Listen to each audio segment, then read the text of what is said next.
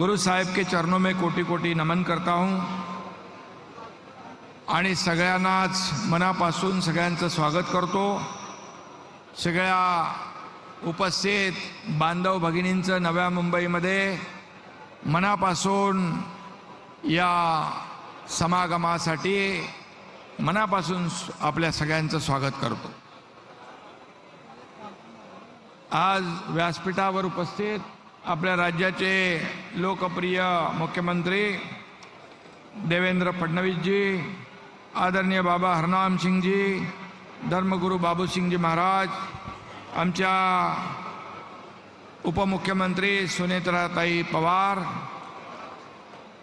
महंत रघुमुनी जी, मंत्री गिरीश महाजन जी, गणेश नायक जी, संजय राठौड़ जी, आशीष शिलार जी, मंगल प्रभात लोढ़ा जी, रविंद्र चौहान, प्रदेशाध्यक्ष माधुरीताई मिसाळ, प्रशांत ठाकुर, महेश बालदी, मंदाताई म्हात्रे, कुमार ऐलानी, विक्रांत पाटील, नवनीत राणा, रितू तावडे, आपल्या मुंबईच्या महापौर, सर्व संत महंत, सर्व लोकप्रतिनिधी आणि प्रशासकीय अधिकारी, सर्व समाज बांधव भगिनी,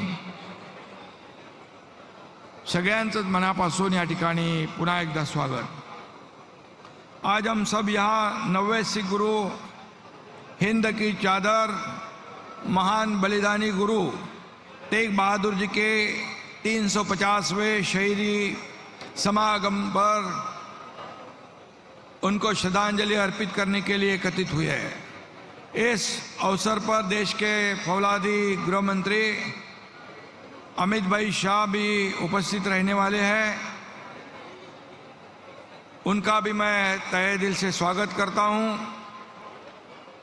साथियों, गुरु साहेब का 350वां शहीद दिन केवल सिख इतिहास का ही नहीं बल्कि संपूर्ण मानवता के इतिहास का गौरवपूर्ण दिन है। भारत की संस्कृति के लिए यह आज का ऐतिहासिक दिन है। हम सब उस महान आत्मा को वंदन करने के लिए यहाँ जमा हुए हैं जिन्हें दुनिया हिंद दी चादर के नाम से जानती है। यह उपाधि उस महान बलिदान का प्रतीक है जिन्होंने भारत की आत्मा को बचाया है। 17वीं शताब्दी में जब अन्याय और धार्मिक कट्टरता चरम सीमा पर थी, जब मुगल बादशाह औरंगजेब के शासनकाल में धार्मिक अत्याचार बढ़े, जब कश्मीरी पंडितों पर जबरन धर्म परिवर्तन का दबाव डाला गया, तब वे सहायता के लिए गुरु साहिब के पास आए। उस समय गुरु तेग बहादुर जी ने मानवाधिकार और धार्मिक स्वतंत्रता की रक्षा के लिए अपना सर्वोच्च बलिदान देने का निश्चय किया। उन्होंने औरंगजेब की क्रूर सत्ता को चुनौती दी। उस समय उन्होंने जो निर्णय लिया वह इतिहास में अमर हो गया। उनके पास न कोई सेना थी, न कोई ताज था, न कोई खजाना था, फिर भी उनके पास एक चीज थी, वो थी अटूट साहस, अटल सत्य और असीम करुणा। उन्होंने कहा था, मैं न अपना धर्म छोड़ सकता हूँ, न किसी को अपना धर्म छोड़ने दूंगा। शीश कटा सकते हैं लेकिन शीश झुका सकते नहीं। ऐसे उन्होंने उस वक्त जो काम किया है उसे सभी के लिए ये गौरव की बात है। और उन्होंने कहा, मैं हिंदुस्तान की रक्षा करने के लिए आया हूँ। और फिर दिल्ली की चांदनी चौक में लाखों लोगों के सामने उन्होंने अपना शीश कलम करवा दिया, न कि अपनी जान बचाने के लिए बल्कि इसलिए कि हर इंसान की आस्था, हर इंसान का धर्म, हर इंसान का स्वाभिमान सुरक्षित रहे। यह शहादत सिर्फ सिखों की नहीं थी, यह शहादत सिर्फ हिंदुओं की नहीं थी, यह शहादत पूरे हिंदुस्तान की थी, पूरे मानवता की थी। इसलिए उन्हें हिंद की चादर कहा गया। ये हमारे लिए बहुत ही बड़ी गर्व की बात है।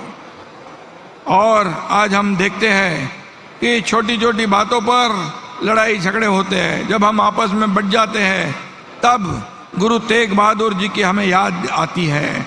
सच्चा धर्म वही है जो दूसरों के धर्म का सम्मान करता है, दूसरों के धर्म की रक्षा करता है।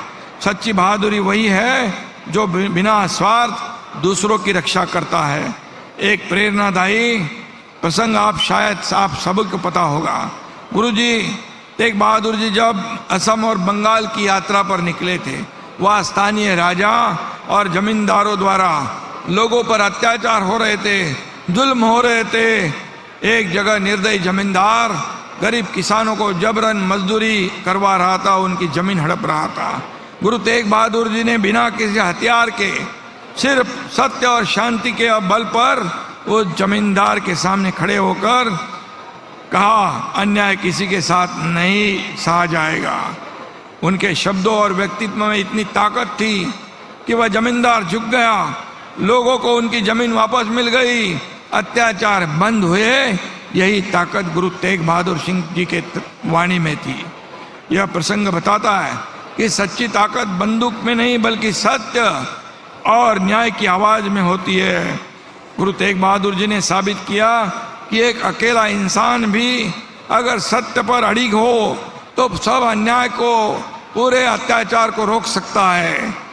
गुरु तेग बहादुर जी के इस विचारों को जन जन तक पहुंचाने के लिए हमारी महायुति सरकार पूरे प्रतिबद्ध है। सरकार ने ऐसे डिजिटल कई रथ गांव-गांव में जाकर जन जागरण करेंगे। हमारे गुरु तेग बहादुर जी का जो काम है उसको पूरे दुनिया में, हमारे महाराष्ट्र में जन जन तक पहुंचाएंगे। इस अभियान के माध्यम से हम सिंधी, बंजारा, वाल्मीकि, लबाना और शिकलगार जैसे कई अन्य भी समाज को एक सूत्र में पिरोने का काम कर रहे हैं। और इसलिए भाई और बहनों, महाराष्ट्र और पंजाब का गहरा रिश्ता है। नांदेड़ की धरती को सिखों के 10वें गुरु गोविंद सिंह जी ने अपनी कर्म भूमि बनाया है। इस पवित्र स्थान पर उन्होंने सिख पंथ को आदेश दिया था, सब सिक्कन को हुक्म है, गुरु मान्यो ग्रंथ, गुरु मान्यो ग्रंथ। यह रिश्ता सिर्फ गुरु गोविंद सिंह जी की तक सीमित नहीं है। महाराष्ट्र के संत नामदेव महाराज ने भागवत धर्म की पताका पंजाब तक फहराई। हमारे सिख भाइयों के साथ तो हमारे बाला साहब जी का रिश्ता बहुत पुराना है।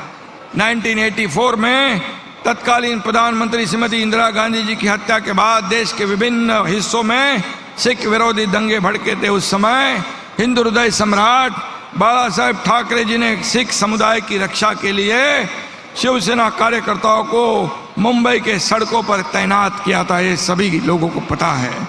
घुमान से भी हमारी व्यक्तिगत यादें जुड़ी हुई है। मैं खुद को बहुत भाग्यशाली समझता हूँ। कुछ महीने पहले मुझे पंजाब में घुमान जाने का अवसर मिला, जहाँ संत नामदेव जी ने अपना जीवन के 20 साल वहाँ बिताए। वह संत नामदेव जी के 755वें प्रकाशोत्सव के मौके पर मुझे संत नामदेव महाराष्ट्र सदन का भूमि पूजन करने का सौभाग्य मिला।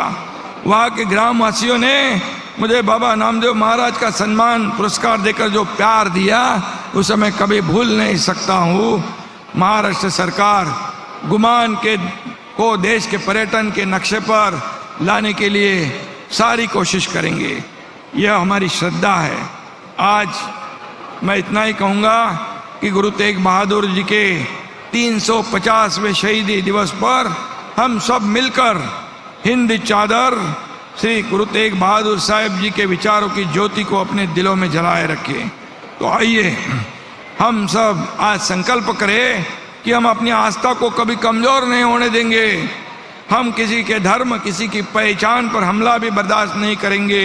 हम एक दूसरे की रक्षा करेंगे। ऐसे हिंद चादर ने पूरे हिंदुस्तान की रक्षा की थी। आइए हम सब का मिलकर कहे, जो बोले सो निहाल, सत श्री अकाल। जय हिंद, जय महाराष्ट्र।